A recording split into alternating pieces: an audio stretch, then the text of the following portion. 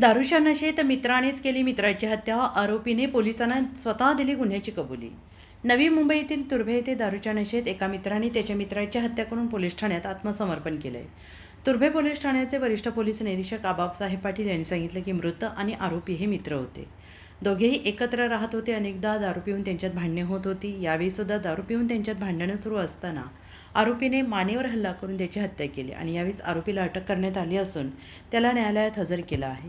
न्यायालयाने त्याला 23 जूनपर्यंत पोलीस कोठडी सुनावली आहे. 17 तारखेला काल सकाळी 10:30 वाजता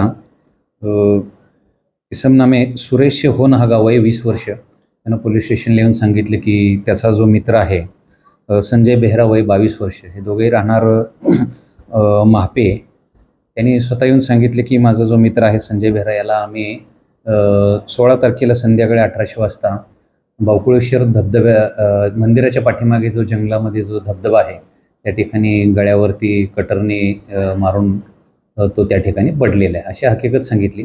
तत्काळ आम्ही संबंधित पोलीस अधिकारी आणि स्टाफ त्याच्यासोबत घटनास्थळी पाठवले. त्या ठिकाणी जाऊन खात्री केली तर त्या ठिकाणी आम्हाला एक बॉडी मिळून आली आणि त्यानंतर त्याची ओळख पटवली असता तो संजय बेहराच होता राहणारा. त्याच्या नातेवाईकांना त्याबाबत माहिती देण्यात आली आणि त्यानंतर मग तत्काळ आम्ही फायर ब्रिगेड तसेच FSLची टीम घटनास्थळी बोलून पंचनामा केला आणि जंगलातून आम्ही ती बॉडी हॉस्पिटलला दाखल केली. डॉक्टरांनी त्याला मयत घोषित केले आणि त्यानंतर त्या संबंधित जो आरोपी आहे सुरेश होनागा यांनी कबुली दिल्याप्रमाणे त्याला त्या गुन्ह्यामध्ये अटक केलेली आहे. मान्य न्यायालयाने त्याची 23 तारखेपर्यंत पोलीस कस्टडी दिलेली आहे.